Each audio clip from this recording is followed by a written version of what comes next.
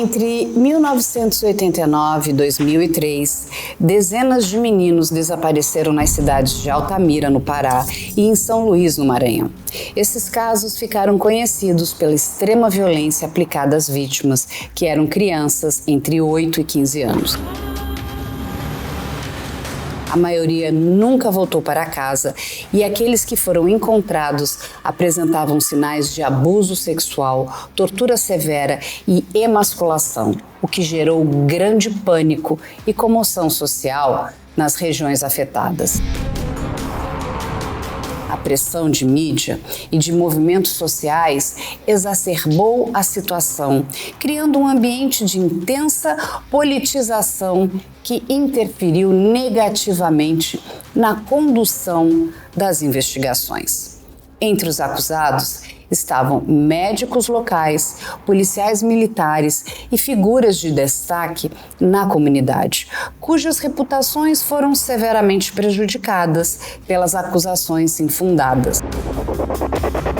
As investigações também sofreram com a precariedade das condições policiais e a falta de recursos tecnológicos, o que dificultou a coleta adequada de evidências. Alguns suspeitos foram submetidos à tortura e outros tipos de abusos. As pessoas que foram presas em Altamira não tinham nenhuma ligação com os crimes, conforme ficou comprovado posteriormente. As condenações foram baseadas exclusivamente em testemunhos inconsistentes e contraditórios, além de suposições infundadas de que os crimes estavam ligados a supostos rituais satânicos realizados por uma seita denominada Lineamento Universal Superior, o LUS. Mais tarde, ficou evidente que não havia nenhum laudo ou evidência técnica que pudesse vincular esses indivíduos às mortes, especialmente após a prisão e a confissão detalhada do mecânico Francisco das Chagas Rodrigues de Brito, que admitiu ser o verdadeiro autor dos crimes, agindo sozinho e empregando um modus operandi específico que incluía a atração das vítimas com ofertas inocentes, seguidas de atos de extrema brutalidade.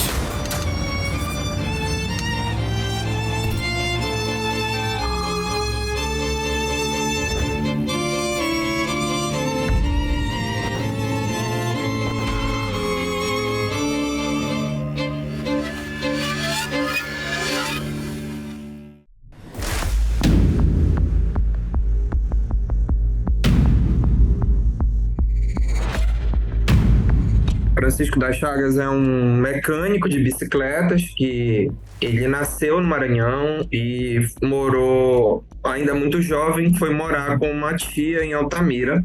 Salvo engano, a mãe dele faleceu. Ele foi criado por essa tia e foi criança ainda para Altamira, morou num bairro no bairro da Brasília, em Altamira, com essa tia. E aí ele cresce em Altamira, trabalha em vários lugares diferentes, fica meio que num intercâmbio entre o Maranhão e Altamira por algumas situações em que familiares adoecem, ele precisa retornar ao Maranhão. Em 94, o Francisco das Chagas sai de Altamira e vai definitivamente para o Maranhão. Depois daquela data ali, que ele veio morar no Maranhão, ele tinha uma função de quê? Ele procurava os terrenos, montava umas equipes para invadir terrenos. Então ele localizava para dizer, essa terra aqui não tem dono. Então ele juntava uma equipe lá, invadia, tirava o pedaço dele, depois ele vendia. O trabalho dele era esse. Então por isso ele teve em vários locais que ele frequentava. Então ele tinha um terreno ali, passava um período por ali, fazia uma residênciazinha, uma casa, alguma coisa, frequentava ali, limpava, cercava, então ele ficava ali. No ano de 1991, ocorre no Maranhão o primeiro desaparecimento de uma criança no Maranhão. E no ano de 89 ocorre a primeira situação de emasculação em Altamira. No ano de 89, o Francisco das Chagas morava em Altamira. E no ano de 91, quando ocorreu a primeira situação de emasculação no Maranhão, ele estava no Maranhão. Então acredita-se que a versão de que ele é o maior serial killer do país, né? por ter confessado o assassinato de 42 crianças, 30 no Maranhão e 12 no Pará. Ele começou a vida dele serial, né, de assassino em massa, em Altamira, e concluiu no estado do Maranhão. Foi a época que ele mais matou, foi em 91. Foi a época que ele matou 3 em Altamira, confessado por ele, 5 no Maranhão. Em 91 eu vim, quase no fim do ano eu retornei aos Estados Unidos. Eu peguei todos esses 24 inquéritos, analisei. Deles, eu concluí o quê? 14 vítimas. Em razão do laudo pericial cadavérico, era possível constatar que realmente aquela criança tinha sido emasculada. Então eu tinha 14 casos de emasculados sem que ninguém pudesse contestar alguma coisa. Estava lá no laudo cadavérico, que os órgãos genitais tinham sido retirados. Outros 5, que aí dá 19, não foi possível provar a emasculação. Essa é a materialidade. Então estava lá dos 14, certo? E os outros 5 também tinha exame cadavérico e laudo de local de crime feito pelos peritos. Com a única exceção que no laudo cadavérico não estava descrito emasculação. Por quê? Porque esses corpos foram achados em alto estado de putrefação. Ou a maioria deles somente alçada, porque foram vários meses após. Então não tinha como comprovar a emasculação. Então, esses 5 casos que a gente não pôde comprovar a emasculação, mas essas demais características da ocultação do corpo fez com que a gente não desconsiderasse esses corpos. Certo? Os outros, 20º, 21º, 2º, 3º e 4º, já eram diferentes. A única semelhança é que eram crianças. As vítimas dos crimes de Altamira eram predominantemente meninos pobres, filhos de famílias periféricas, que viviam em extrema vulnerabilidade social. Essa condição tornava-os invisíveis aos olhos das autoridades e facilitava a ação do criminoso. Muitas dessas crianças sequer tinham certidão de nascimento, o que complicava ainda mais o registro e a investigação de seus desaparecimentos. Essa situação de vulnerabilidade era tão grave que muitas vezes os pais nem denunciavam o sumiço dos seus pequenos filhos, já que acreditavam que as autoridades não dariam a mínima importância às suas histórias ou que poderiam até mesmo acusá-los de negligência. Esse perfil social facilitava enormemente a ação do serial killer Francisco das Chagas, que se aproveitava dessa invisibilidade social e da ausência do Estado para escolher as suas vítimas com tranquilidade e sem ser incomodado por investigações sérias. Para além da precariedade social e econômica dessas famílias, a polícia local também estava desestruturada e não tinha recursos técnicos ou humanos para realizar investigações adequadas, contribuindo decisivamente para a impunidade do criminoso e a continuidade dos crimes durante anos. Se você vê a geografia do crime, tem a Transamazônica lá na Altamira e lá no Maranhão tem a Estrada de Santana, que é similar à Transamazônica. As duas estradas são estradas longas, grandes, e ele matava justamente ao longo, lado esquerdo e direito dessa estrada.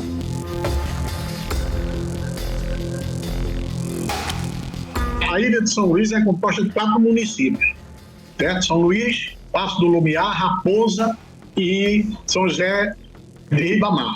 As mortes aconteceram em São José de Ribamar, em Passo do Lumiar, em São Luís. Então, ao longo dessa estrada, Chagas fez suas vítimas. Num caso desse, com essas condições do local, do ambiente, a dinâmica pericial ela é mais difícil. A gente está falando praticamente de meio de mato. A gente está falando praticamente da floresta amazônica. Então, o que interfere na putrefação dos corpos, na perda desses vestígios, né? O tempo que passa é a verdade que foge. Primeiro, a localização geográfica. São lugares difíceis de você chegar. É difícil de você encontrar esse corpo, tá? Então, você andar pelo mato, andar por estradas de terra até chegar no local do assassinato, ele já é difícil, é um deslocamento difícil. Segundo, a gente tem as condições ambientais. Quanto mais rápida a putrefação, mais vestígios a gente perde. E a putrefação, além das condições próprias do cadáver, né? E a quantidade de gordura, a quantidade de músculo, a hidratação, se teve hemorragia, se não teve, se foi veneno, se não foi, enfim. Todas essas condições orgânicas, nós temos as condições ambientais. Temperatura, umidade, pressão, ventilação, né, quantidade de ventos. E se a gente pensa num clima praticamente amazônico, a gente tem alta umidade, alta temperatura. E isso favorece a putrefação. A putrefação é mais rápida. Tanto é que lugares de clima frio e baixa oxigenação, a gente tem a preservação dos corpos, né? Você pega um pântano, por exemplo, você tem cadáver do Vietnã que tá inteiro ainda. Numa floresta amazônica, coisa de uma semana já está entrando na ossificação. Por quê? A gente tem alta temperatura, a gente tem grande quantidade de fauna cadavérica, não só de grandes animais, como, por exemplo, o urubu, que é o mais conhecido, né? Existem outros roedores também, mas também de insetos. Quanto maior a temperatura, mais rápido o tempo de geração dos insetos. E eles são extremamente vorazes, né? As larvas das moscas, de alguns coleópteros, elas comem aquilo com uma velocidade espantosa. A putrefação requer bactérias. As bactérias gostam de calor e gostam de umidade. Além da umidade natural do corpo humano, temperaturas mais elevadas, especialmente acima de 25 graus, num ambiente de alta umidade relativa do ar, facilitam que os processos de putrefação se instalem muito cedo. Então, eu esperaria, nessas condições climáticas, encontrar os primeiros sinais de putrefação já em torno de 16, 18 horas depois da morte. E nós termos aí um corpo que já começa a inchar em fase gasosa em torno de 30 horas, talvez menos, dependendo do dia. Com certeza, em 36 horas já estaria nesse processo. 3, 4 dias, esse corpo pode estar se liquefazendo e, eventualmente, esqueletizar num prazo muito, muito curto, de 15 dias, 30 dias. Quando expostos à intempérie, né? Expostos a essas condições de temperatura. E isso dificulta muito o trabalho da perícia, tá? Porque, literalmente, os vestígios do corpo se desfazem.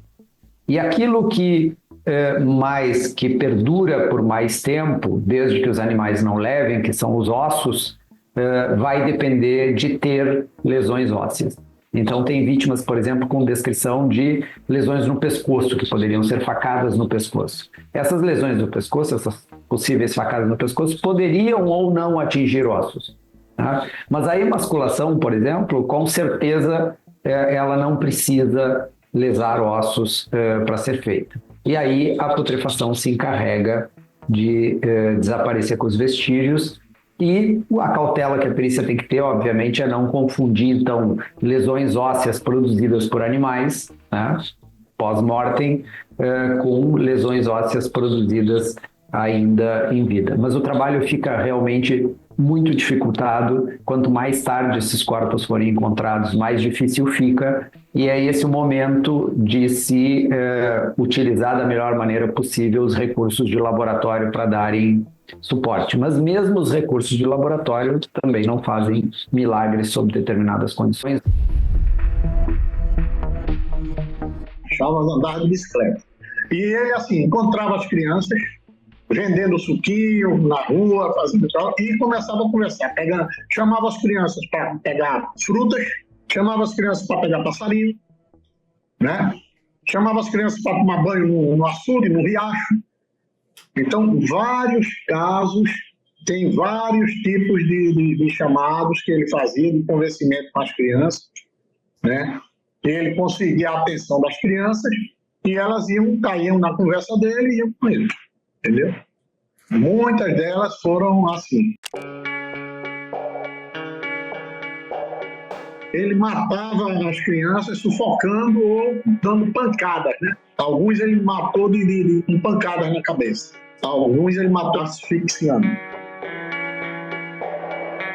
Um detalhe que, quando as pessoas achavam os corpos, geralmente, né, os urubus, né, ficam em cima e tal, aí o pessoal ia achava lá. Na área rural de São Luís, aqui, né, esse município, na área lá, aqui que eu digo aqui, mas lá em São Luís, áreas rurais, e o pessoal ia, então, entrava no mato, por onde estava lá em cima, seguindo os urubus e o mau cheiro, e achava as crianças. Mas quando o Chagas levava, a equipe, ele levava por onde ele foi e levou a criança. Entendeu? E lá, muitas vezes, nos locais, ele errou assim por 3 metros, 4 metros, poucos metros do local onde realmente tenha sido encontrado a criança.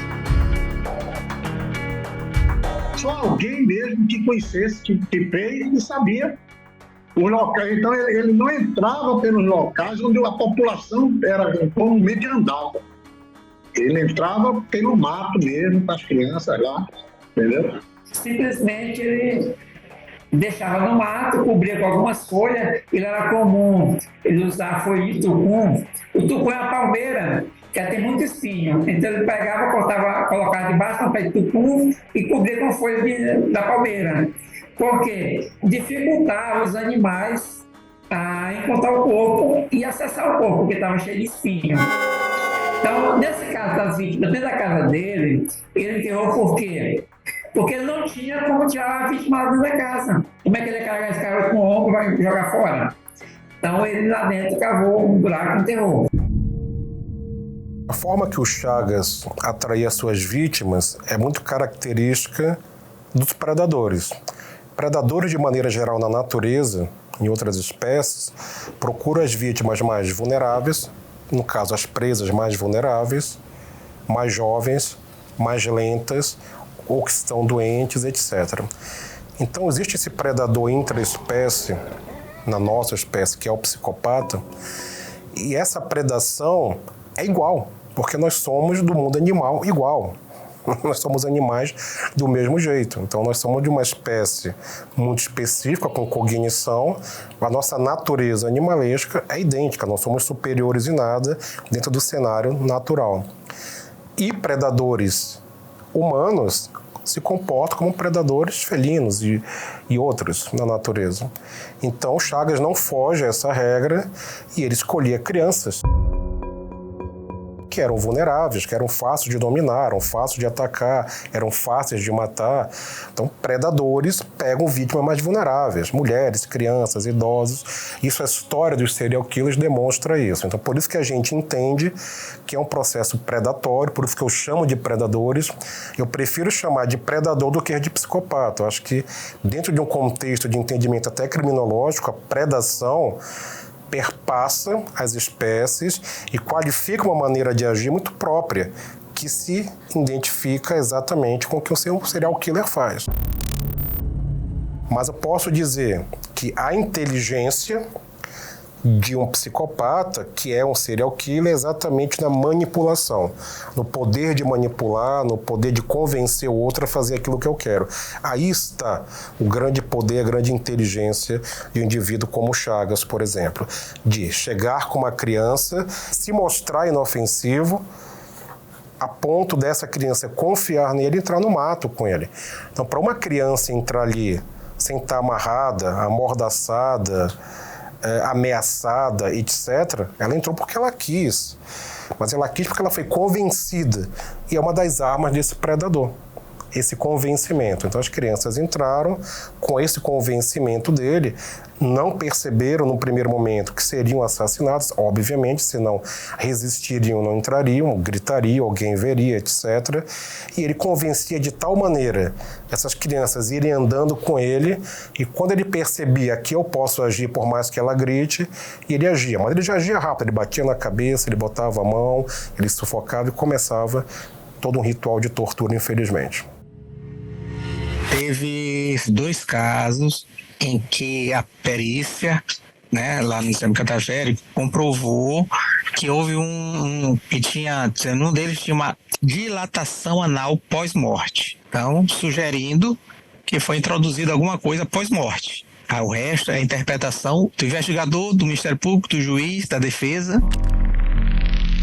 A gente pressupõe que ele fez alguma coisa, que teve um abuso. A gente acha que teve um abuso, em razão de todo o contexto.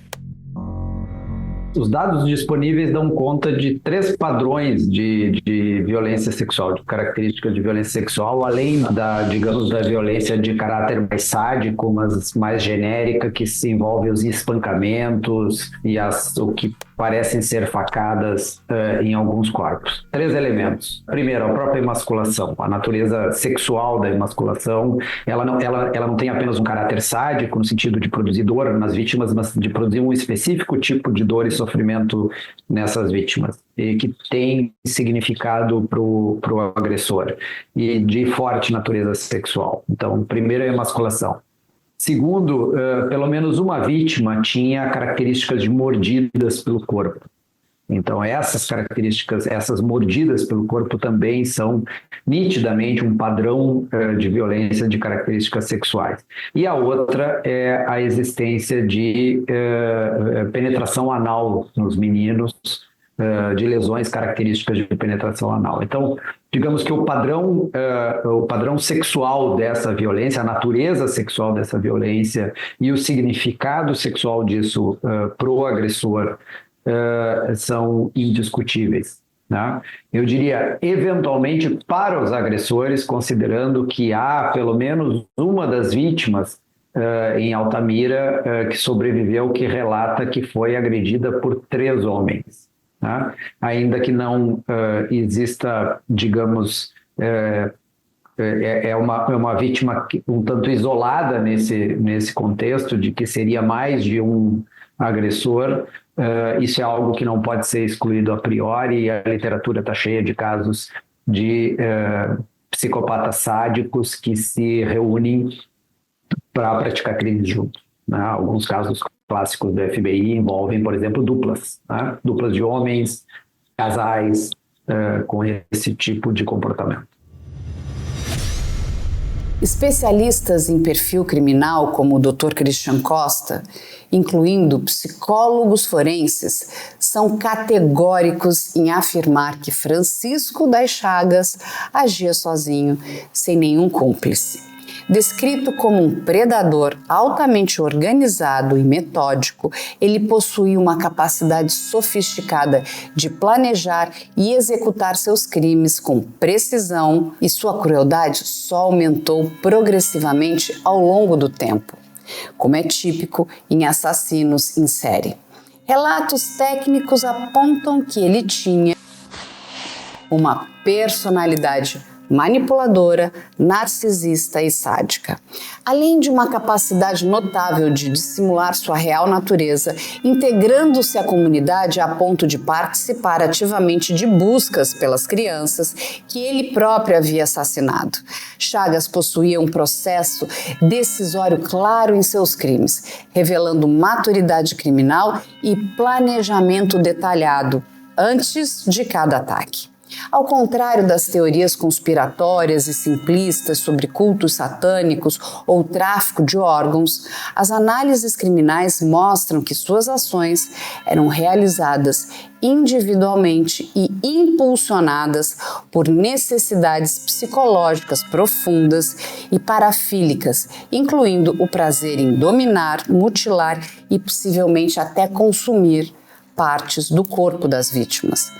Essa sofisticação organizacional permitiu que Chagas permanecesse impune por aproximadamente 15 anos, assassinando dezenas de crianças, até finalmente ser identificado e preso no Maranhão.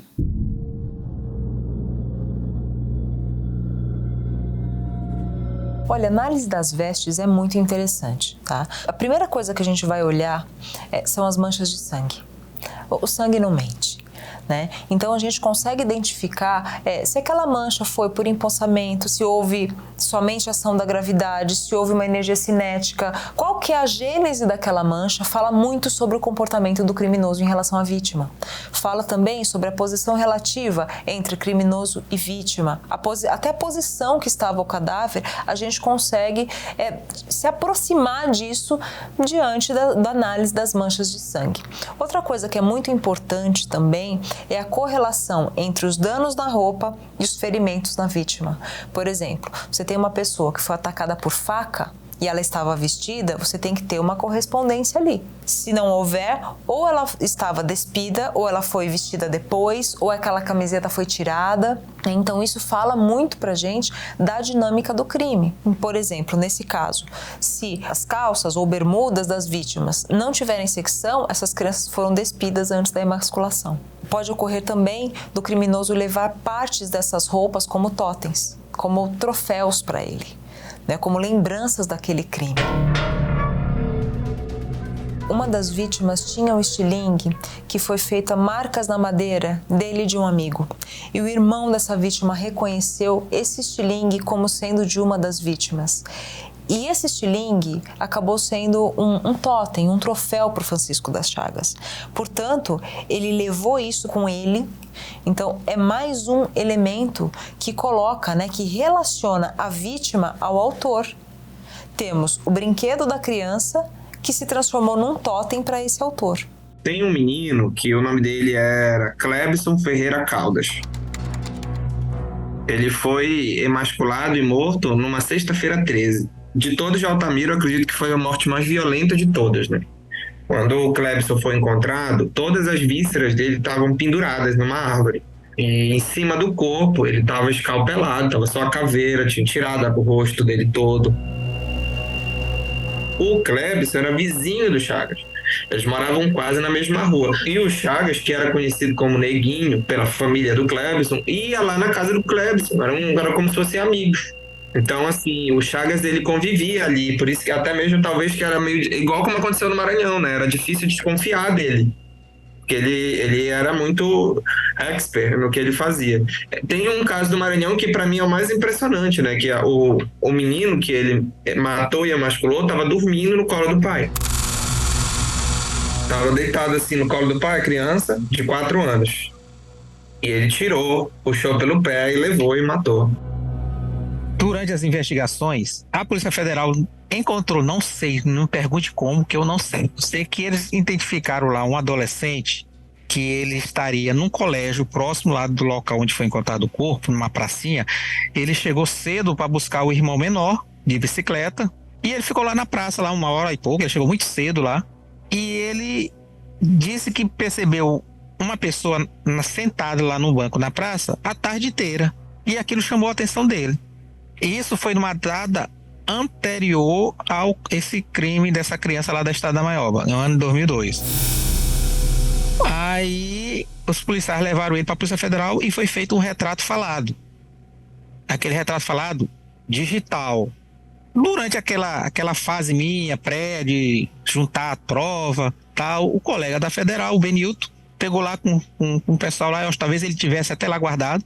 Eu sei que ele me deu. Ó, esse retrato falado foi feito naquela época lá. O Chagas ainda não estava na investigação, certo? Foi naquele período anterior, até dezembro. E ficou lá nos meus arquivos aquele retrato falado. Quando tu pega esse retrato falado e bota uma foto do Francisco da Chaga do lado, tem uma semelhança acima de 90%.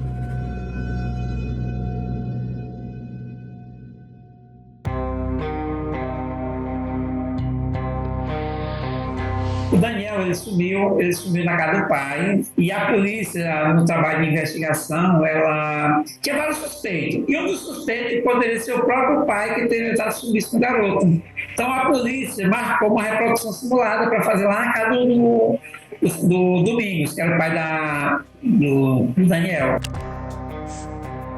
Então o Domingos, ao ver, isso é segundo o Chagas, aquele garoto por lá, disse: meu filho, vai-te embora daqui porque a polícia já está suspeitando que eu já matei o meu filho que eu sumi. Então, se tiver um garoto de rua por aqui, vai pensar que Então vai-te embora daqui. O Chagas ouviu aquela conversa entre o garoto e ele. Então ele chamou o Chagas vendo aquela conversa, me Rui, vai dormir lá em casa, pode dormir lá em casa que é lá do abrigo. Quando o garoto chegou lá, ele à noite matou o garoto. Inclusive, na porção do braço, a gente encontrou os ossos que estavam com marca de corte de facão. Então, ele pegou o garoto naquela data, foi para casa, matou o garoto à noite, enterrou em casa, e aí foi pela manhã, foi participar da reprodução lá na casa do Domingo, que era a cunhada dele. O Chagas tem 2 filhas. Na época, colocaram a filha do Chagas para fazer o papel de figurante dos 2 filhos do Domingo. Só que as meninas, vendo muita gente lá, elas ficaram muito nervosas. Então o Chagas passou a assumir, na reprodução simulada, o papel do pai do Domingos na reprodução. Ou seja, ele foi figurante na reprodução. Aqui nós teríamos que separar algumas coisas. O que é modus operandi e o que é assinatura? O que tem um significado especial, íntimo, profundo para o agressor? Tá? Então, a assinatura do agressor está no caráter sádico e na natureza das lesões que ele produz.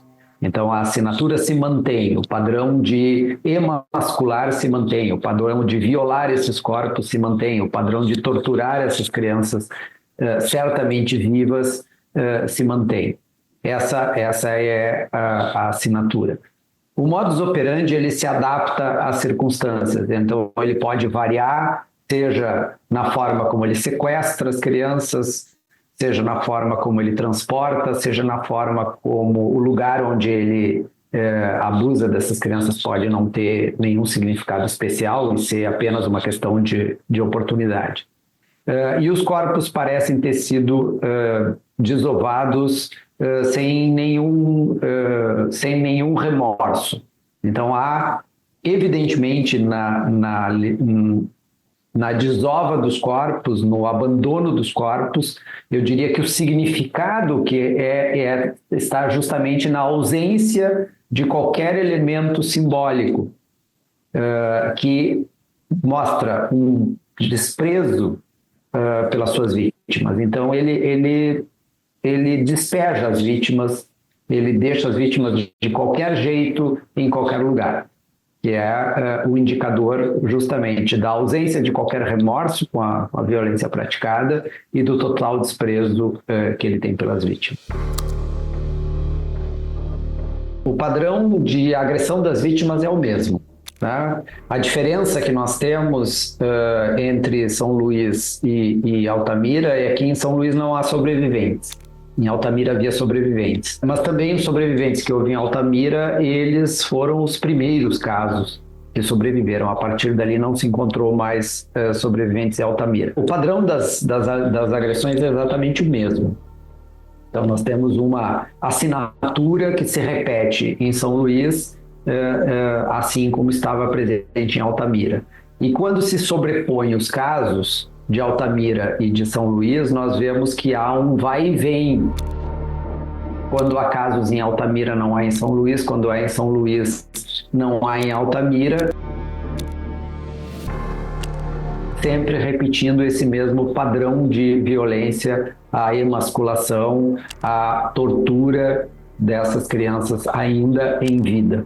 E depois, o padrão geográfico. Né? O padrão geográfico construído pelo perito da época, ele é muito, muito semelhante, ele é quase superponível, né? Identificando um padrão de comportamento do agressor, de como ele se desloca a partir de um ponto de referência para os locais. Então, não são apenas as lesões que apontam para um mesmo autor. A coincidência de que a casa do Chagas, que foi condenado pelos crimes de São Luís, a casa dele e o padrão geográfico de deslocamento e de distribuição das vítimas no entorno da casa dele em São Luís é praticamente o mesmo que se encontra em Altamira. As duas principais coincidências envolvem o padrão das lesões e o padrão de deslocamento e de distribuição dos corpos numa distância e numa, digamos, num vai e vem que preenche e que tem como base a casa do mesmo sujeito.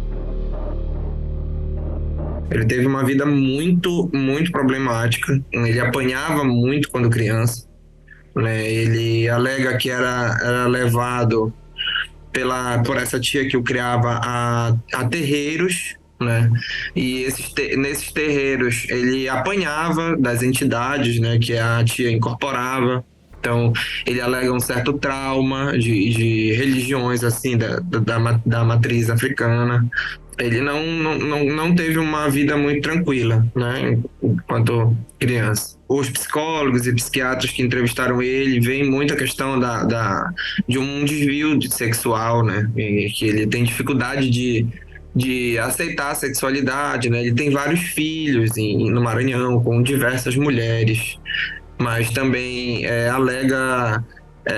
todas as vezes que é perguntado se ele é homossexual, ele nega, mas muitas crianças foram abusadas sexualmente, tiveram anos dilacerado. Tem algumas crianças que ele retirou, não só emasculou, mas ele retirou o ânus também com facão. Pesquisei serial killer lá no Google, aí o que é que me apareceu? Apareceu uma escritora de São Paulo, aí eu olhei lá, tinha um local para mandar uma mensagem para ela.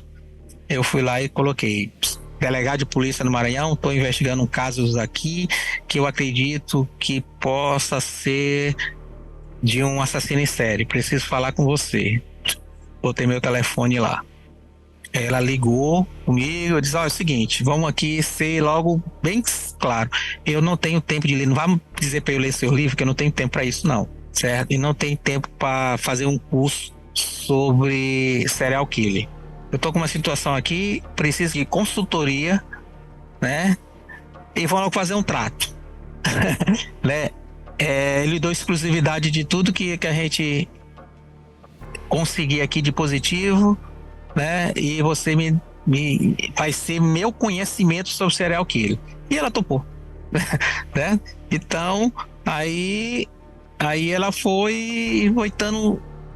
em razão dos estudos dela, ela foi dizendo o método que o FBI fazia para investigar. E uma coisa que foi muito importante dela, acho que a mais importante, foi as orientações dela, em razão do estudo dela, de como a gente interrogar uma pessoa dessa. Era uma coisa que eu já tinha feito e que ela só enfatizou: não chegue com história para ele, não, certo? Só interrogue ele no dia que você tiver prova. Se você passar 2 anos investigando, você não encontrar nenhuma prova contra ele, não interrogue. E foi o que aconteceu. Matei o menino como? Empurrou ele, colocou o sangue do menino? Foi plantado. Foi. Colocou o menino lá e o negócio dele? Foi. Esse o sangue dele foi colhido da mão esquerda dele. E tem mais, o Chagas, ele montava, na época do garotado desaparecido Daniel, ele montava equipe de pessoas, arrecadava recursos para sair procurando a vítima do mato, montava equipe de homens para sair procurando, dava entrevista na televisão, inclusive ele tem entrevista dele aqui na TV Mirante, para denunciar porque a polícia do Maranhão não fazia nada, não sabia investigar. Ou seja, ele tinha um papel atuante no andamento da investigação desse caso do Daniel, que é a sobrinha dele. Naquele mesmo dia, voltando à delegacia, pegamos o Chagas, levamos lá para minha sala e começamos a interrogá-lo. Sim, começamos a interrogá-lo como? Perguntando diretamente se ele matou Cibar, porque era o único que eu tinha diretamente identificado, né? Não, primeiramente a gente foi saber daquelas 2 crianças que estavam lá, que é aquilo ali. Pois é, isso foi uma história que demorou um pouco, porque ele negou, dizendo que aquilo era cemitério, que a gente sabe que não era, tal, aquelas coisas todas, tal, né? Até que ele não aguentou ali o interrogatório em cima, né? Que ele entender que não tinha como ele escapar daquela situação de 2 corpos foram encontrados dentro de uma casa que ele construiu. Ele não herdou aquela casa. Ele construiu aquela casa no terreno que ele invadiu. Pois bem, aí aí ele, não, eu falei assim, aquela criança. Ele, não, aquela criança é meu sobrinho, Daniel. Aí pronto, aí tu já aqui já a confusão é grande. Não tinha nada do Daniel. Daniel não era remasculado pra mim.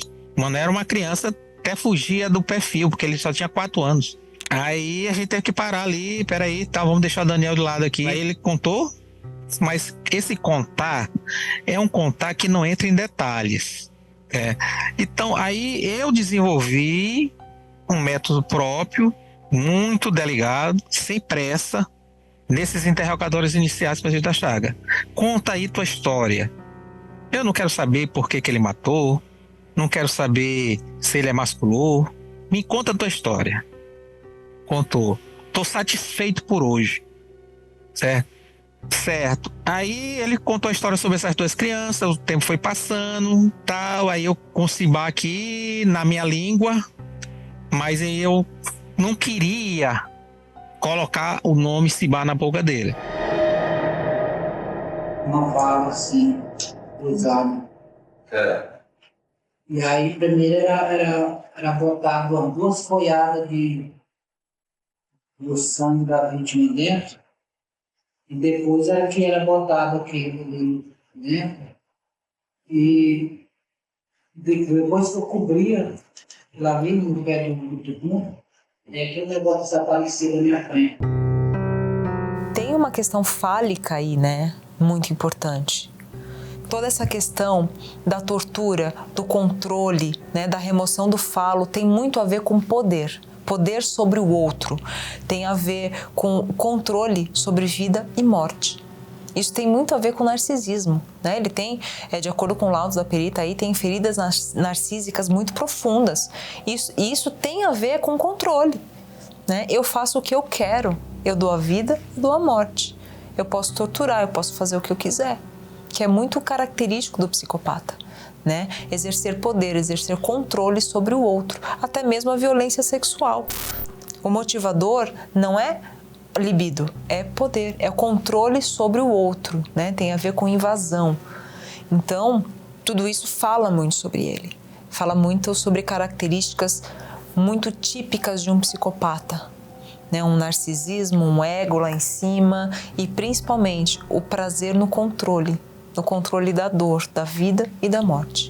Este sujeito, muito provavelmente, tenha sido vítima de abuso na infância, onde ele fantasia a troca de lugar de vítima para a posição de abusador. O que a gente sabe sobre a psicopatia é que ela é uma condição multifatorial, determinada inclusive por determinantes, por condições ambientais, entre elas o fato de ter sido vítima de violência na infância.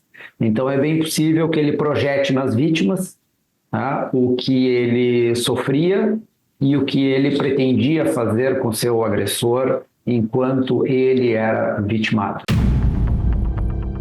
Tem um padrão muito característico na literatura, que é de um psicopata sádico, que busca satisfação sexual mediante dor, e que muito provavelmente tenha sido ele mesmo vítima desse tipo de abuso na infância e tendo sobrevivido a isso. A assinatura de serial killers é uma coisa muito individual para aquele indivíduo. Há um simbolismo, sim, para aquele indivíduo. Então, o processo de emasculação, né, de cortar todo o órgão genital masculino e retirá-lo, é para despersonalizar essa masculinidade. Então, o Chagas, como outros serial killers, ele tinha a consciência do seu ato e, simbolicamente, na sua projeção inconsciente, que a gente não tem como responder totalmente a projeção inconsciente de uma pessoa, mas no nosso entendimento havia essa questão de desfigurar a humanidade daquela criança. Então, o que caracterizava aquele menino? Então, de alguma maneira, ele precisava retirar aquilo para ele. Então, a projeção dele era nesse sentido. Nunca teremos a possibilidade de responder, a não ser ele, o que significava isso para ele. Então imagina que mesmo dentro de um processo terapêutico, ele não vai identificar porque ele fazia isso, lembrando que ele mutilava outras partes do corpo também. Mas a emasculação foi o que identificou a correlação do modus operandi do ato com a assinatura para que ele fosse preso posteriormente. A hora que a gente pega nesse tipo de caso e volta no tempo e recorda aquilo que a gente viu na TV naquela época, ou quando a gente hoje vai estudar e reler os autos do processo, rever as entrevistas, o que fica claro pra gente? Aquela ânsia por uma resposta. Eu preciso dar uma resposta. Eu não sei qual é a resposta ainda, mas eu preciso responder que alguém está preso, que alguém está sendo punido por aquilo. A mídia também. Uma pessoa que não tinha absolutamente nada a ver com o caso, que era suspeita ainda de ter ali praticado, já foi chamado de monstro na imprensa. O monstro de Altamira morre. Quer dizer, como assim? Mas eu nem sei ainda o que estava acontecendo, eu nem comecei a investigar, estava bem no comecinho. Então, do lado da acusação, o maior desafio jurídico é eles terem a sobriedade necessária para fazer uma investigação isenta dessa influência, dessa pressão, tanto da mídia quanto do governo, porque aí vem uma pressão política muito grande para dar uma resposta logo e fazer uma investigação bastante técnica. Nesse tempo aí, que a gente sabia que ia conseguir alguma coisa, só não sabia que dia, fui no GECOC, o promotor estava lá. O Benilton, que já conhecia ele, conversa vai, conversa vem, rapaz, tem um negócio aqui. E ele nos tratou mal, da mesma forma que o Ministério Público do Pará. Aquela coisa, eu fiz, está feito, não quero mais saber disso. Para mim foi aquele lá que matou, entendendo? Aí o Benilton, que já conhecia ele, porque ele frequentava a mesma igreja, são evangélicos, o Benilton disse, rapaz, o trabalho que a gente está fazendo tem um destinatário, é o Ministério Público. Se você já está prejulgando, eu acho que está começando errado. A gente termina o trabalho, você lê o trabalho concluído, é para você. O que a gente está fazendo é para o Ministério Público. É por representante do Ministério Público naquela comarca. Se você concordar, é seu, o trabalho é para você. Você que é o titular da ação penal. Se você achar que não tem elemento suficiente para atribuir aquele crime a outra pessoa, a não ser aquele que você já condenou no júri popular, ok, o que a gente vai fazer? Você já está prejulgando antes de ler o que a gente conseguiu. Ele aceitou o tapa, ficou calado, não diz mais nada.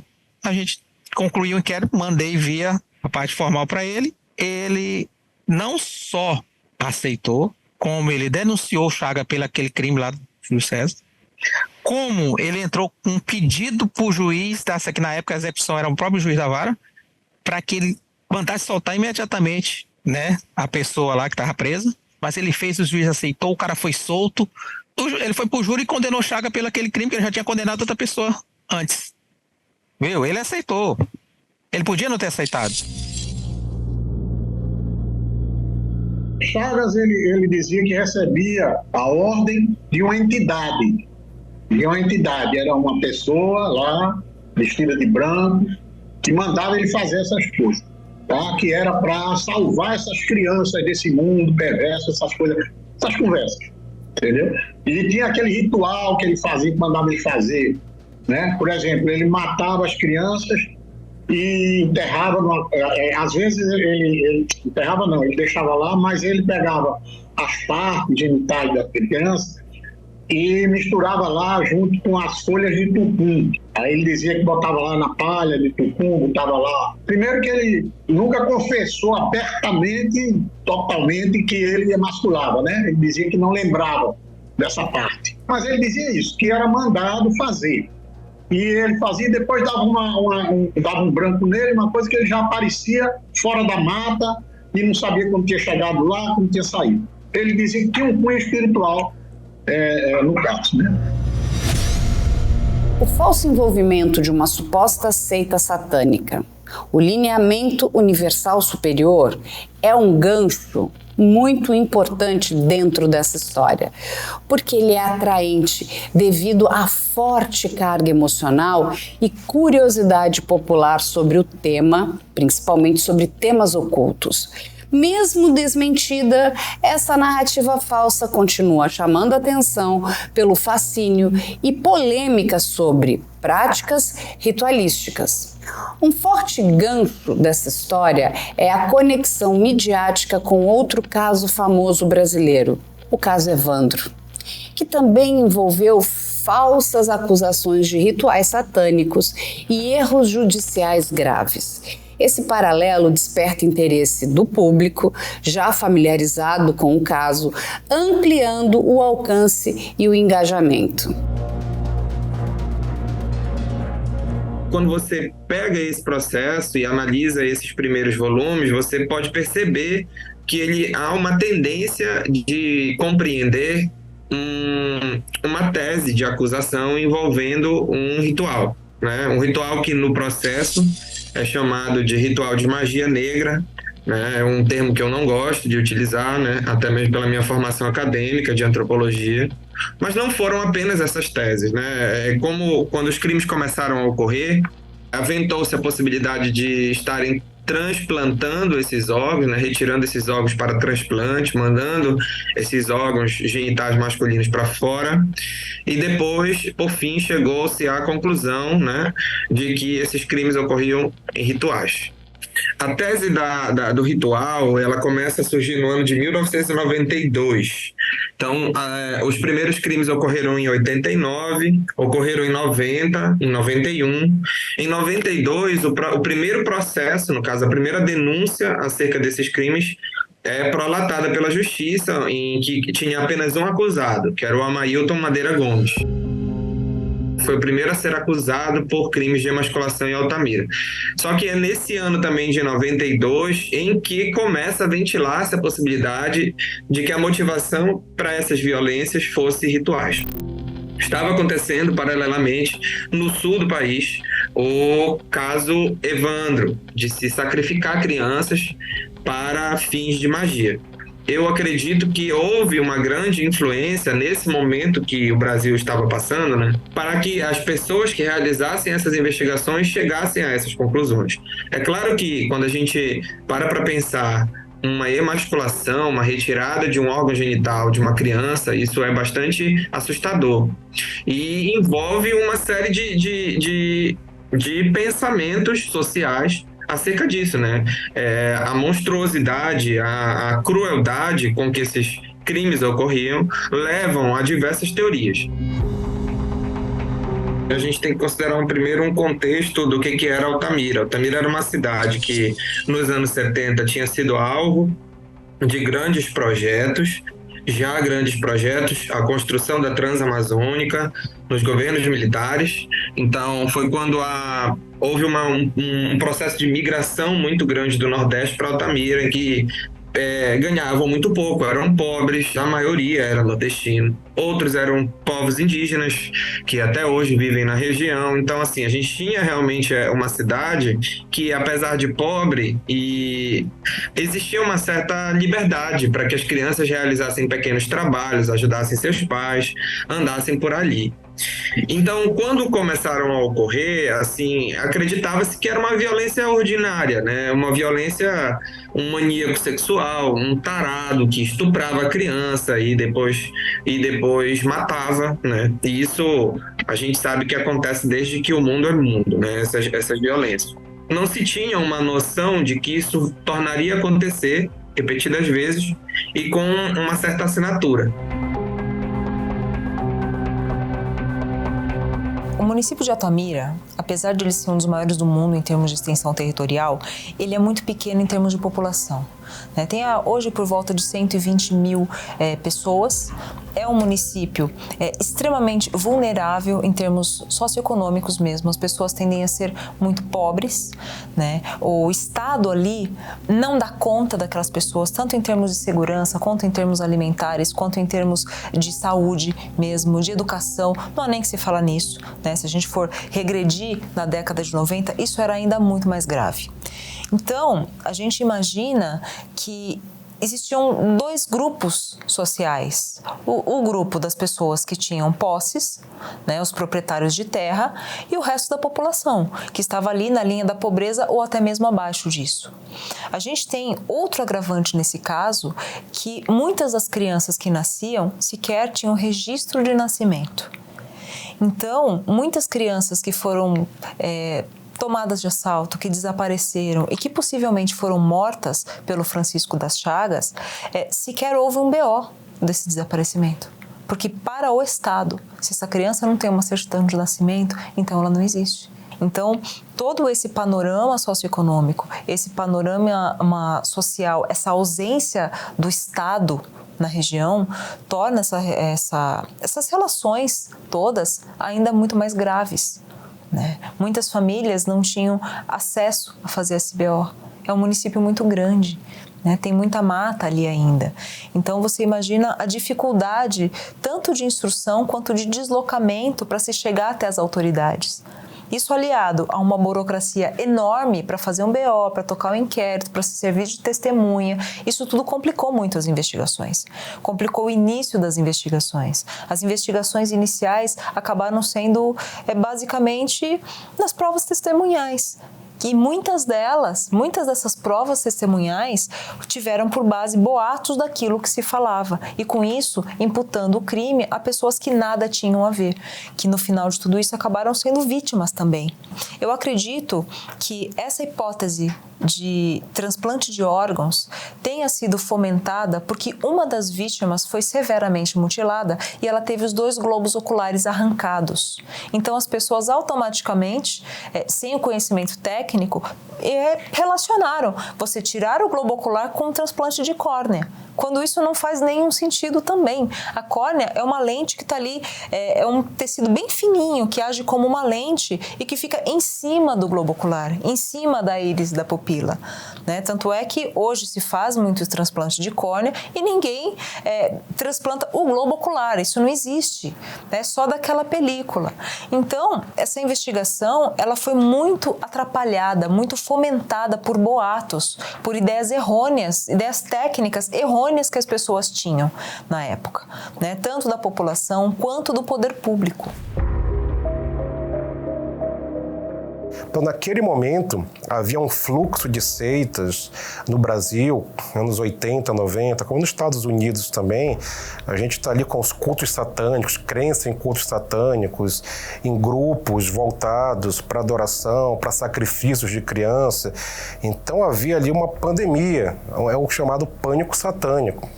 Então as pessoas viviam um pânico relacionado a isso, relacionado à morte, desaparecimento de crianças, associando que seitas estavam atuando na região.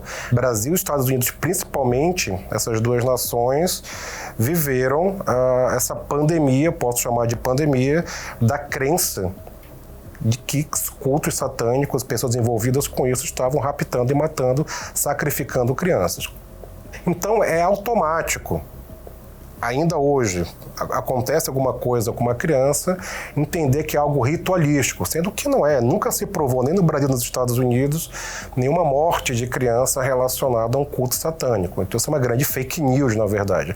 Mas a crença das pessoas é a crença das pessoas. Mas isso foi elevado para o nível do judiciário, da investigação desses crimes, que se acreditou que pessoas envolvidas numa seita chamada Seita Luz, que era ali coordenada, dirigida pela Valentina Andrade, eram pessoas envolvidas com o culto, eram pessoas envolvidas com rapto e morte de crianças. Acreditava-se que os médicos envolvidos com a Valentina tinham raptado, sacrificado e emasculado essas crianças. Toda sorte, toda argumentação surgiu naquele momento para tentar explicar o que não se compreendia. E isso é muito típico do ser humano. Então, se eu não entendo um fenômeno, eu primeiro atribuo as causas mais estapafúrdias e improváveis, para depois chegar na realidade mais simples dos fatos. Eu digo uma realidade mais simples dos fatos porque a responsabilidade desses atos não era de um grupo de pessoas, não era de uma seita, era de um único homem, que era um serial killer. A narrativa sobre rituais e sacrifícios surgiu como resposta à pressão pública e à urgência em fornecer explicações para uma comunidade aterrorizada. O que ocorreu foi uma espécie de histeria coletiva, alimentada por preconceitos culturais, estereótipos religiosos e pela politização do caso. Livros considerados místicos encontrados com um dos acusados, como As Brumas de Avalon, foram erroneamente associados a práticas satanistas, devido ao contexto social e religioso da época, tornando-se injustamente supostas evidências de cultos macabros. Toda história relacionada à seita Lineamento Universal Superior foi posteriormente desmentida, especialmente quando ficou claro que Valentina de Andrade não tinha absolutamente nenhuma ligação, direta ou indireta, com os assassinatos ocorridos em Altamira ou no Maranhão. Não havia nenhuma prova material contra as pessoas que foram presas e condenadas em Altamira. As acusações basearam-se em testemunhos altamente contraditórios e frágeis, que incluíam relatos vagos e improváveis, como o caso de uma testemunha idosa que teria visto à distância um dos acusados com um facão ensanguentado. Algo improvável de ser constatado com clareza. Ficou evidente posteriormente que esses indivíduos, entre eles 2 médicos, foram vítimas de uma acusação infundada e amplificada pela pressão pública e pela politização excessiva da investigação. Mais tarde ficou claro que a narrativa oficial estava errada, especialmente após Francisco das Chagas confessar a autoria dos crimes em Altamira, confirmando que ele agia sozinho. Mesmo assim, a Polícia do Pará, em uma tentativa de preservar as condenações anteriores, recusou-se inicialmente a aceitar a confissão de Chagas, alegando inconsistências. Apesar das fortes evidências técnicas contra ele, tragicamente, algumas das pessoas injustamente presas sofreram graves abusos, incluindo tortura física e psicológica.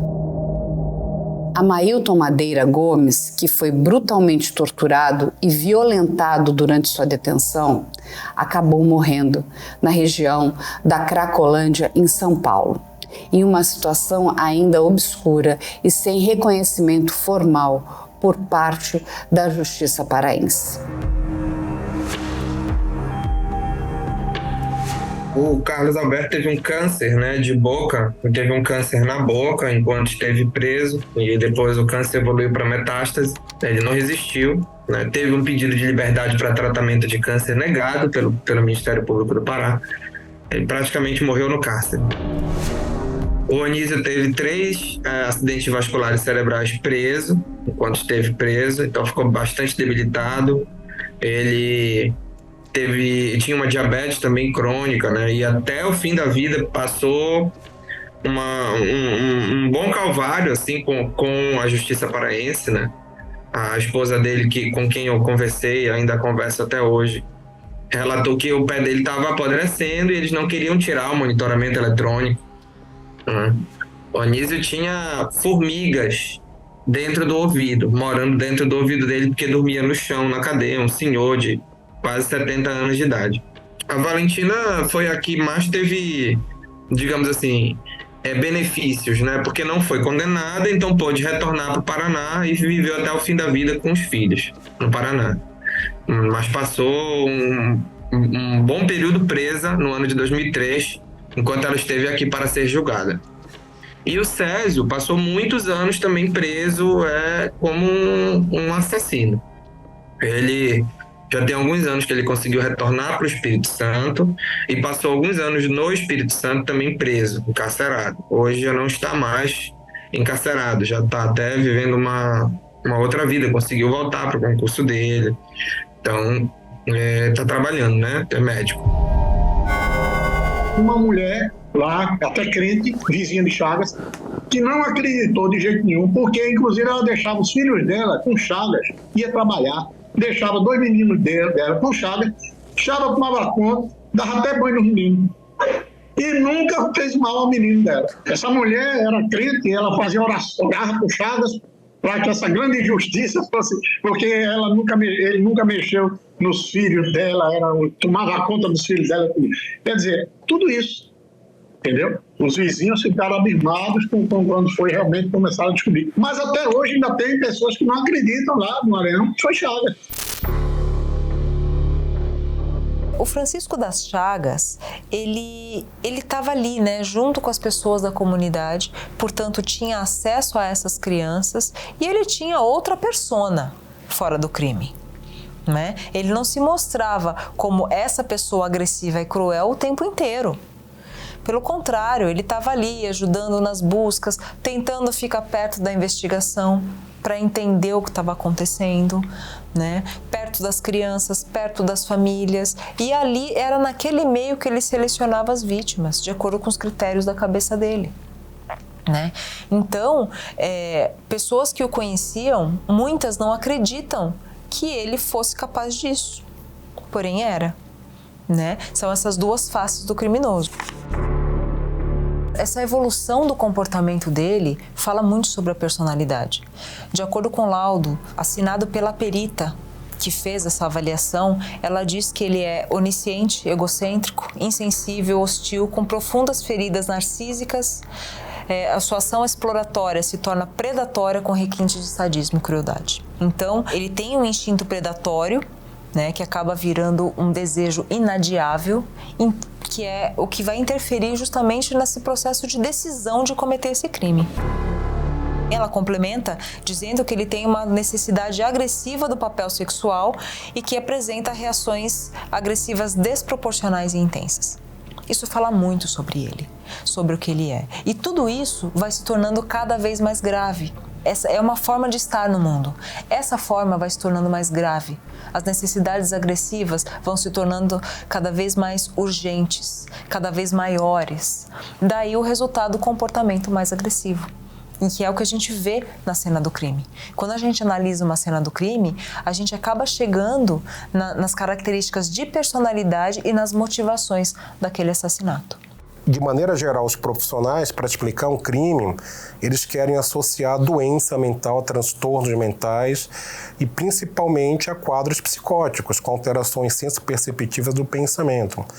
A minha experiência trabalhando em ambiente penitenciário, em delegacias, com perícias, nesses anos todos, me fez entender que a doença mental, ou transtorno mental, ou diagnosticar um indivíduo que comete crime não é a melhor maneira de entender o fenômeno criminal e de entender o fenômeno violência.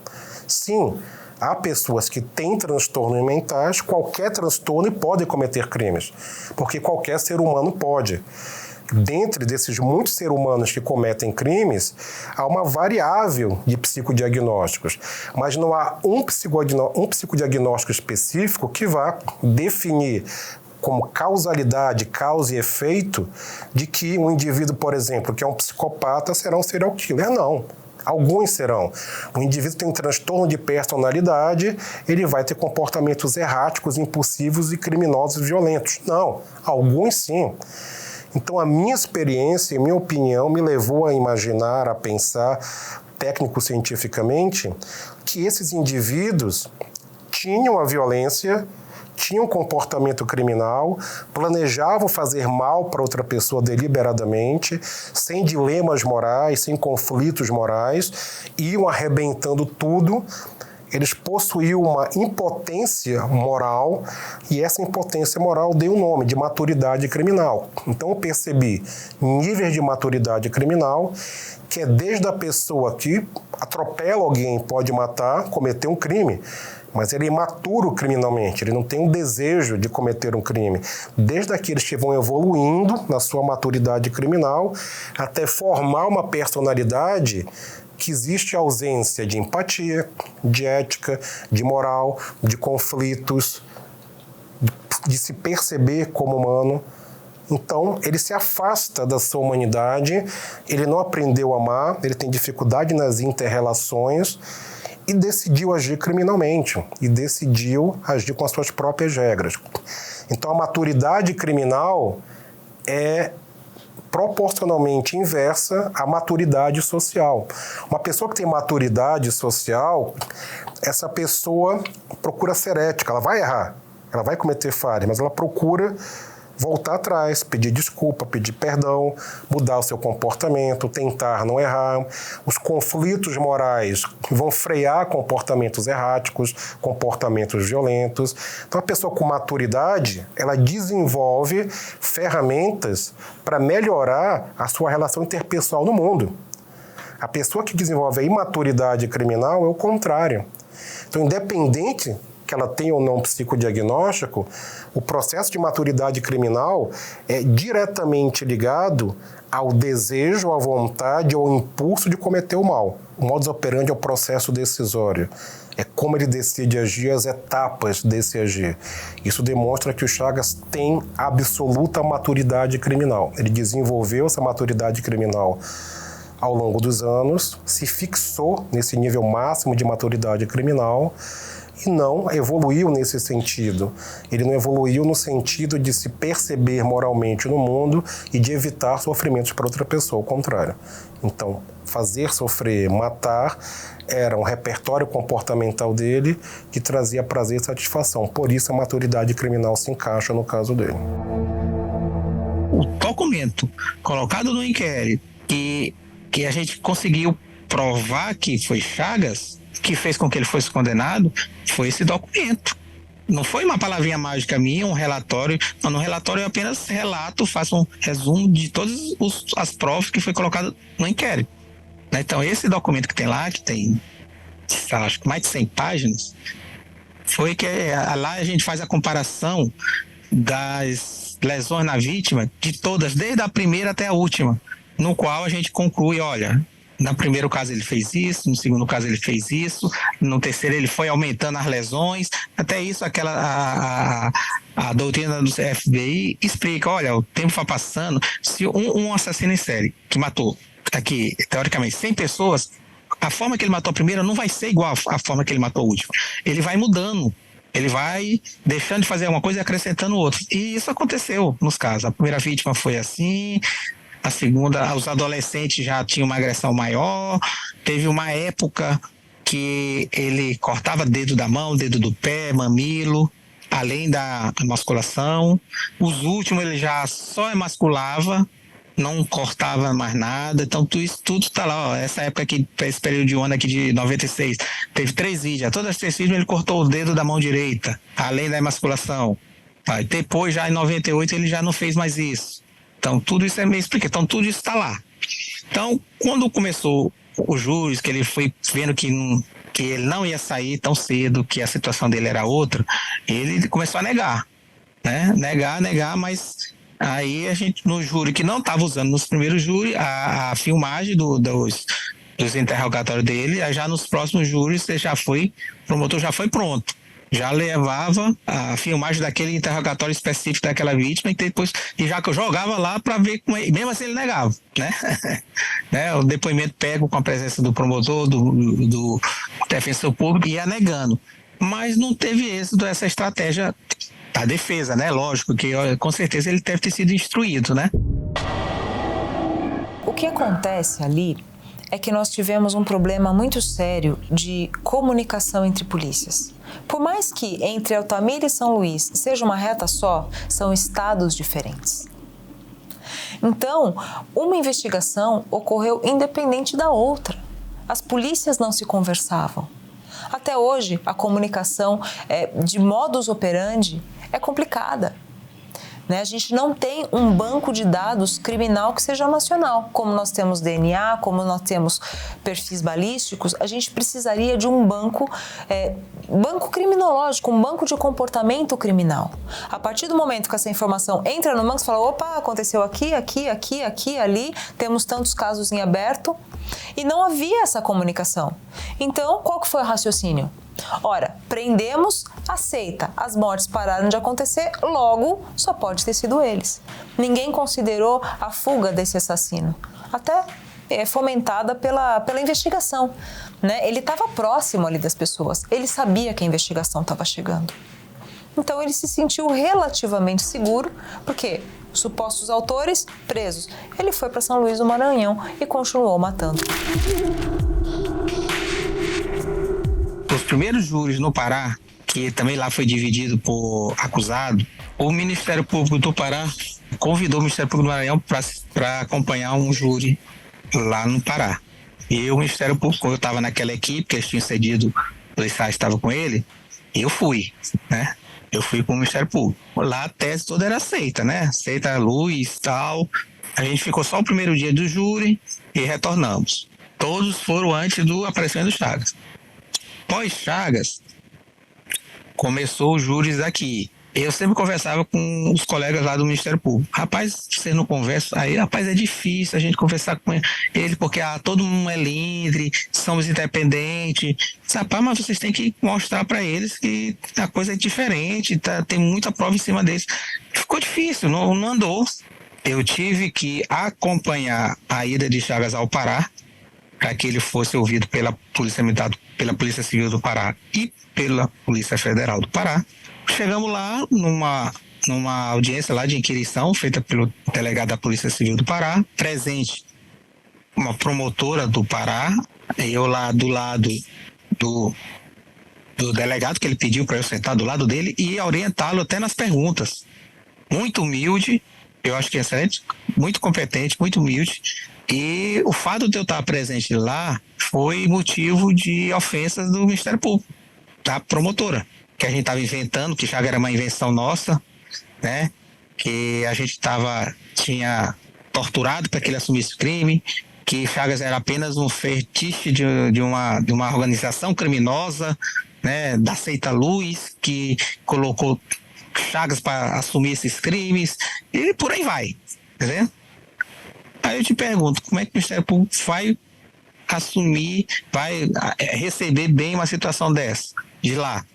Você já está com isso na cabeça. Chagas levou a gente nos locais da mesma forma que ele levava lá no São Luís do Maranhão. Pelos locais que ele sabia, claro, tudo mudado. Se lá no Maranhão, quando o Chagas apareceu, já estava tudo mudado pelo tempo, imagine lá em Altamira. Altamira estava pior. Inclusive totalmente descaracterizado em muitos locais, mas ele dizia, é aqui, eu entrei por aqui, é ali. Infelizmente, lá pelo prazo, pelo tempo, nós não encontramos nada assim de ossada, de resto, de roupa, de sandália, nada do menino. No Maranhão achamos, inclusive sandália, tem uma sandália de um menino, né? O Laércio, que faz parte do inquérito, nós achamos lá no local, a sandália foi do menino, entendeu? Então, muitas dessas coisas. E lá ele foi mostrando da mesma forma. Agora, o Ministério Público do Pará, a Justiça do Pará, encabeçado por essa promotora Rosana Cordovil, é uma soberba terrível. Também os colegas da Polícia Federal me boicotaram a Polícia Federal do Maranhão, na minha pessoa, os colegas que foram comigo. Não cooperaram, não houve uma cooperação. Entendeu? Eles também não quiseram abrir mão, que erraram, entendeu? Nunca abriram para mim. Como foi? Eu dizia, rapaz, é simples, eu sou policial com vocês, nós somos amigos, colegas. Me digam como é que vocês chegaram na Seita Luz. Me mostre como é que vocês chegaram, botaram aí, doutor Anísio, esses médicos, esse pessoal aí todo, como é que foi isso aí? Nunca me mostraram. Quando o Francisco das Chagas ele começou a confessar, né, o que ele tinha feito, cometido os crimes todos, as pessoas, os médicos já tinham sido condenados. Então, a Polícia Federal demorou um pouco para se convencer de que foi o Francisco das Chagas. Esse período, porque até então, toda a base da denúncia do Estado do Pará contra os médicos é da Polícia Federal. Da mesma Polícia Federal que posteriormente, como você viu na reportagem, reconheceu o seu erro e viu que havia um assassino em série, né? Mas aí já era muito difícil voltar atrás, né, do que já tinha acontecido. né? Principalmente se tratando do judiciário. Até hoje, até bem recentemente, o judiciário paraense não retornou atrás quando eu, junto com outro advogado, tentamos levar o Chagas ao Tribunal do Júri aqui no Pará, porque havia uma denúncia dele como emasculador do Vandeclay. E o Francisco das Chagas foi impronunciado pelo juiz de Altamira. E não conseguimos. Então, assim, hoje o judiciário paraense inteiro não quer voltar atrás, não quer e não tem mais como voltar atrás daquelas condenações. Se foram injustas, vão permanecer injustas, né? Até mesmo porque essas pessoas acusadas injustamente já estão mortas, com exceção do Césio, e o Césio não quer mais mexer com isso, né? Já se encontra num estado de regime aberto, trabalhando com a sua família, com seus netos, e ele não quer voltar àquele lugar de ter que passar por um tribunal de novo, você imagina. As pessoas desse grupo, elas foram ligadas ou por provas testemunhais ou relacionadas a justamente aquele pânico satânico. Elas foram acusadas de fazer parte de algum tipo de seita satânica que utilizava essas crianças como ritual. Porém, isso não existiu, isso não foi comprovado. Uma coisa que pesou muito contra os 2 médicos acusados foi justamente a crença de que os cortes na emasculação teriam sido cirúrgicos, quando na verdade não foram. Tá? Isso tecnicamente é fácil de se derrubar, porém num júri popular em que consta o convencimento dos jurados, que são pessoas do povo, isso faz muita diferença, não é? E por esse motivo eles foram condenados. O primeiro preso nessa investigação foi Rotílio de Souza. Era um andarilho, uma pessoa em situação de rua, que anteriormente já tinha sido processado por um estupro. Então, ele foi reconhecido por testemunhas que hoje sabemos que não correspondiam à verdade, como tendo sido a pessoa que estaria aliciando essas crianças para levar para dentro do mato e cometer esse crime. Entretanto, mesmo com ele preso, os crimes continuaram acontecendo. Tá? Então, cada vez mais crianças desapareciam e eram encontradas nessa situação. Mesmo assim, ele foi mantido preso, as acusações contra ele não foram retiradas e ele foi encontrado morto dentro da cela. Tá? Até hoje, as circunstâncias dessa morte não foram bem esclarecidas, pelo menos não nesse processo. Tá? E muito se diz que ele teria sido morto por alguém lá dentro. Vítimas da própria justiça acabaram morrendo e ainda com essa pecha de criminosos, de serial killers, de criminosos cruéis.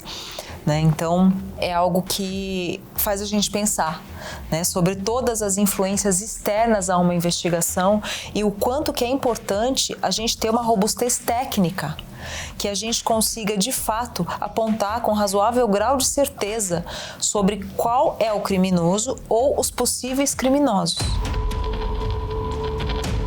Os 2 médicos condenados, de forma autônoma, porque cada um tem o seu direito ali, os 2 entraram com pedidos de revisão criminal ainda no início da década passada. Nos 2 casos foi julgado pelo Tribunal de Justiça do Pará, que acabou não aceitando a revisão dos casos dele. Entenderam que a prova era suficiente, que foram condenados com justiça, eles se aprofundaram ali na análise da prova que tinha no processo e falaram, não, peraí, os autores efetivos daqueles homicídios, daquelas 5 crianças, eles foram encontrados pelo corpo de jurados ali, o corpo de jurados decidiu com base na sua íntima convicção, mas de forma justa, correta, porque realmente foi doutor Anísio, doutor Césio. Não. Saiu ali pela tangente, não vou enfrentar, pode ser que eles sejam inocentes, mas sabe, a defesa devia ter feito uma outra medida que não a revisão criminal direta, segundo os 2 acordos, porque a defesa instruiu apenas com a confissão do Francisco das Chagas, o relatório da Polícia Federal e da Polícia Civil do Maranhão. Isso é muito pouco. Tinha que ter trazido mais elementos. A defesa tinha, segundo a nossa jurisprudência, porque não é uma obrigação que está no Código de Processo Penal, que ter entrado primeiro com uma audiência de justificação. Então, primeiro deveria ter tido um procedimento em primeira instância, reanalisando aquela prova para depois levar a uma revisão criminal. E como não fez o seu papel, defesa, então aqui nós não temos o que fazer a não ser, infelizmente, indeferir essa revisão criminal. E assim se sai pela tangente. E assim não se enfrenta aquilo que toda a sociedade quer saber. Afinal de contas, eles são ou não são culpados pela morte, pela emasculação daquelas 5 vítimas do processo? 3 mortas, 2 sobreviventes. Mas são eles. Acho que depois de muito tempo também, as pessoas cumprindo pena, outros já falecidos, já não querem mais, pura e simplesmente, tocar nesse assunto. Não querem revisitar o tema. Será que interessa para o Estado do Pará revisitar esse caso? Rever uma condenação injusta? Interessa para alguém ali do governo? Fala, peraí, ó, lá atrás a gente passou 15 anos errados, na verdade muito mais, né? Porque depois teve a condenação, depois teve o cumprimento da pena, etc. Foram 30 e tantos anos errados, hein? Desculpa aí, vamos começar de novo. Não interessa para ninguém. Esse é um fato. Mas isso não quer dizer que aqueles que foram injustamente condenados, eles não tenham o direito de ir atrás. Mas quem sabe amanhã, alguém da sua família com legitimidade, segundo o Código de Processo Penal, não vá atrás e não apresente as provas que foram ali colhidas no estado do Maranhão. Porque me parece que as autoridades do Maranhão não têm dúvida nenhuma do grave erro judiciário praticado no estado do Pará. Embora seja uma pena para todos, ainda que para o seu aspecto histórico. Porque é tão importante você reparar uma injustiça, você reparar o mal que foi feito, mas infelizmente, em casos midiáticos, em casos de grande repercussão, as pessoas estão mais preocupadas em não ter impunidade. E aí você pode discutir, então, o que é a impunidade? É eu colocar qualquer pessoa na cadeia para dizer que aquele crime foi ali, de alguma forma, julgado e alguém foi responsabilizado? É isso? Não, não é isso. Não é bom para a sociedade. Porque hoje foram com eles, amanhã pode ser com você. O Vandclay hoje ele busca ter paz, né? Ficar longe de tudo isso, longe dos holofotes da mídia. Ele tem uma pensão que para você ter uma ideia de como o estado do Pará não tem o mínimo de respeito por essa vítima. Foi concedida uma pensão para ele no valor de R$700 no ano de 2007, por aí. Essa pensão nunca foi reajustada até hoje, né? E ele não consegue reajustar isso com o governo. Passa dificuldades financeiras graves, né? Ele vive no interior, bem na zona rural de Altamira, com a esposa. E porque ele passa ainda por tratamento médico, né? O Vandclay ele tem uma prótese, ele precisa tomar medicações, são hormônios, ele não pode fazer trabalhos pesados, então ele vive uma vida restrita, ele tem uma vida bastante restrita. O Vandclay me levou no lugar que ele foi emasculado. Tava eu e ele no carro, e aí ele disse assim, olha, eu não gosto de vir aqui, mas eu vou te trazer aqui pra te ver onde foi. Aí ele foi lá, encostamos o carro, ele me levou lá no mato e me mostrou. A subnotificação de casos e a suspeita de existirem mais de 60 vítimas não investigadas gera interesse e suspense midiático, reforçando a percepção de impunidade, estimulando discussões sobre invisibilidade de vítimas e contextos periféricos. Olha, eu acredito muito que os casos foram extremamente subnotificados, justamente pelo panorama da situação socioeconômica, não é? Muitas crianças sem registro de nascimento que desapareceram, não houve esse registro no boletim de ocorrência. Também existia uma dificuldade de se registrar um boletim de ocorrência. Hoje a gente pensa num boletim online, não é? Hoje é muito mais fácil você dar ciência para as autoridades. Na época não existia. No final da década de 80, começo da década de 90, ainda existiam laudos datilografados. Né? É até difícil a gente, depois dessa revolução tecnológica, desse amparo todo que a gente vem recebendo cada vez mais, que está cada vez mais rápido, a gente se transportar para aquela época e entender todas essas dificuldades. As dificuldades em se tirar uma fotografia, principalmente à noite, a dificuldade de encontrar a localização de um cadáver, do deslocamento, das viaturas, das pessoas que tiveram crianças subtraídas, desaparecidas, chegarem até a autoridade policial para registrar esse desaparecimento. Algumas famílias sequer sabiam que isso era um procedimento obrigatório. Nós temos ainda mais uma vítima, o Clebson Ferreira Caldas, de 13 anos, que também foi vítima, muito provavelmente foi vítima do Francisco das Chagas, mas que sequer teve um inquérito aberto para esclarecer sua morte. Como ele não tinha um registro de nascimento, a polícia na época alegou que não seria possível abrir o inquérito. E assim como Clebson, eu acredito que tenham tantas outras crianças que simplesmente desapareceram e as famílias estão sem resposta até hoje. Não houve um BO, não houve um inquérito, sequer uma investigação para saber o que aconteceu com essas crianças. Esse era o homem responsável pelas mortes em Altamira, pelas mortes no Maranhão.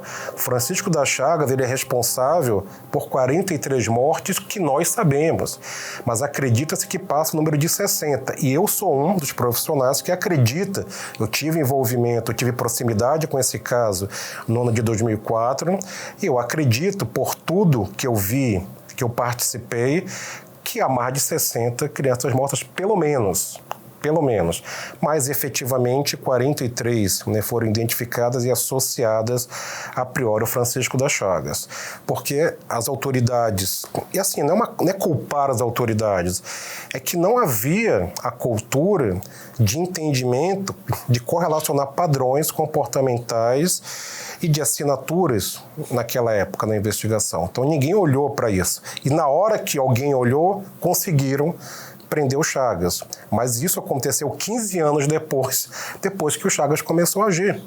Então demorou 15 anos para alguém ter a ideia de ter essa correlação.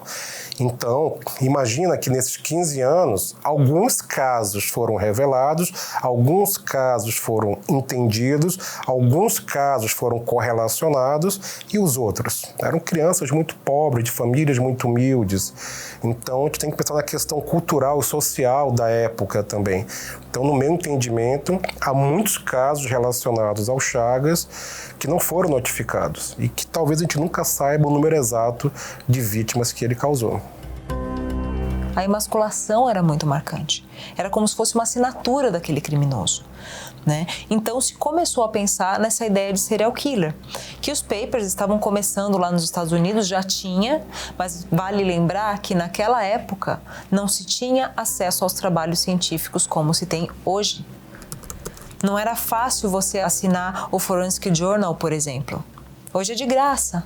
Você se inscreve e você recebe. Você pode ler o que você quiser. A gente tem plataformas de divulgação de conhecimento. Naquela época, não.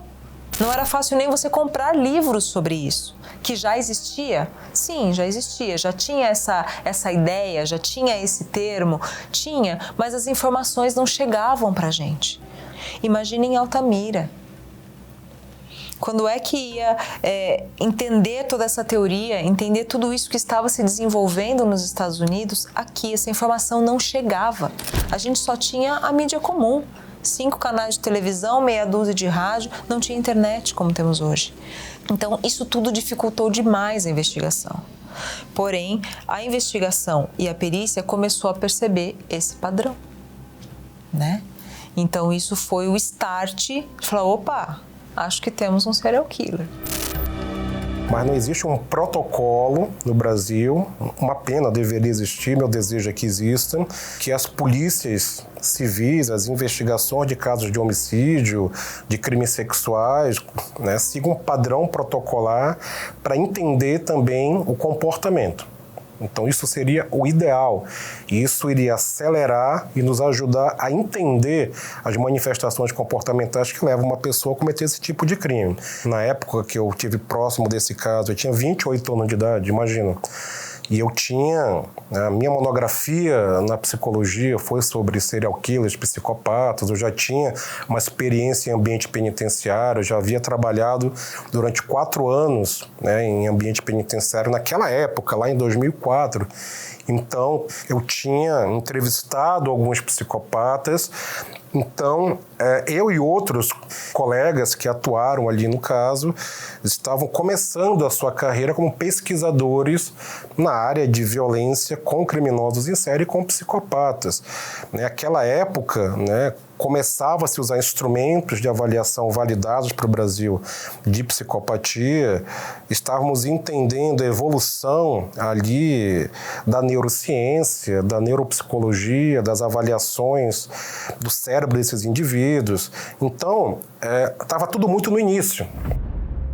E se nós pensarmos em termos de tecnologia soft, ou seja, técnicas de investigação, recursos de conhecimento, de base de conhecimento para utilização em raciocínio investigativo, aí nós voltamos à inovação do perito criminalístico da época no Maranhão, quando ele pensa em fazer o perfil geográfico, e ele se utiliza de uma tecnologia que é apenas um GPS. Os GPS já estavam disponíveis nessa época, mas não era nada muito barato de ser adquirido, né? Nós não tínhamos GPS à venda no Brasil, basicamente esse material vinha de fora, e ele faz um investimento, o que é a prova de que nem no Maranhão nem no Pará existia esse recurso tecnológico, e ele faz um investimento numa tecnologia para geolocalização que hoje qualquer um de nós tem num telefone celular, mas principalmente numa tecnologia soft, que é um raciocínio, um tipo de conhecimento aplicado que também nascia naquela época. Então nós estamos falando de um período que reúne tudo isso que dificultava a investigação, tá? Uma área de região amazônica, com as suas características de mata, com as suas características de clima, com uma baixa densidade demográfica, ou seja, uma área muito extensa, com uma demografia muito dispersa, com poucos recursos tecnológicos, tanto do ponto de vista material, quanto do ponto de vista ainda das nascentes novas formas de investigação. E isso se reúne num momento, isso se dá também num momento, quando nós comparamos, por exemplo, com o caso que chamou a atenção do Brasil na época, que foi o caso do menino Evandro e dos desaparecimentos das crianças no Paraná, de uma certa despreocupação com crianças desaparecidas no país.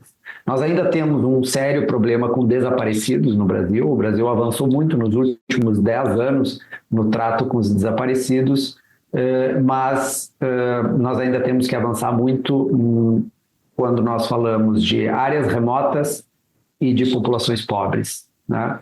É como se o desaparecimento de crianças pobres não tivesse maior importância, e aí os recursos investigativos ficam ainda mais precários do que já naturalmente são.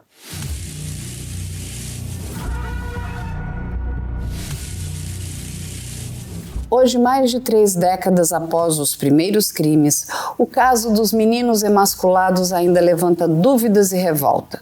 Francisco das Chagas Rodrigues de Brito está preso. Ele foi condenado a mais de 580 anos de prisão por assassinatos, abusos sexuais e emasculações de meninos no Maranhão. Mesmo após confessar também os crimes ocorridos em Altamira, Chagas nunca foi julgado oficialmente por eles. Enquanto isso, familiares seguem sem respostas. Sobreviventes lutam para reconstruir a vida e o Brasil convive com uma das páginas mais sombrias da sua história criminal. Ele vai cumprir os 580 anos? São coisas distintas. Esse é o total de pena que ele mereceu. Mas nós temos uma regra no Brasil de que não existe prisão perpétua. Eu acho que a pessoa que faz isso, ele não é uma pessoa normal. Não é normal. Não é normal. Eu tô falando isso porque não é porque eu tô sendo acusado de ter feito isso, mas eu não fiz. Então, como ele praticou esses fatos antes de 2019, para esses crimes que ele foi condenado lá atrás, ele só pode ficar 30 anos preso. Em 2019, a gente entendeu que 30 anos seria pouco. Mas sendo muito honesto, eu não vi isso sair de uma análise técnica muito bem feita, de estudos que mostrassem que, olha, 40 anos é o ideal e não 30. Não, simplesmente eu vi uma alteração legislativa. Porque no Brasil nós não temos como hábito, primeiro fazer uma pesquisa científica, acadêmica séria, pego essa pesquisa por política criminal, levo para o nosso parlamento e os nossos parlamentares lá no legislativo vão debater a exaustão aquele tema até que eu tenha uma mudança da lei. Não é isso que acontece no Brasil. No Brasil, mídia, aconteceu um fato, mídia. Talvez dê voto, muda a lei, ponto. Infelizmente. Mas casos como esse, eu acho que no Brasil a gente precisaria estudar melhor. Nos Estados Unidos, por exemplo, eles adotam a lei dos 3 crimes. Na terceira vez, a pessoa está excluída da sociedade. E talvez, em algum momento, se conceda a ela a possibilidade de um livramento condicional. Mas a priori não. E se entende lá que seria constitucional ali a prisão perpétua. Inclusive para a justiça infanto-juvenil nos Estados Unidos, resguardado pela Suprema Corte Americana, entendeu que isso seria constitucional, não seria uma pena inusual, uma pena degradante, desde que para aqueles jovens se garantisse em algum momento da vida deles a possibilidade de obter um livramento condicional. Então, no Brasil a gente não tem essa discussão, não se discute com relação a isso. No Brasil a gente se discute em aplicar a pena efetiva que aquela pessoa mereceu por todos aqueles crimes praticados.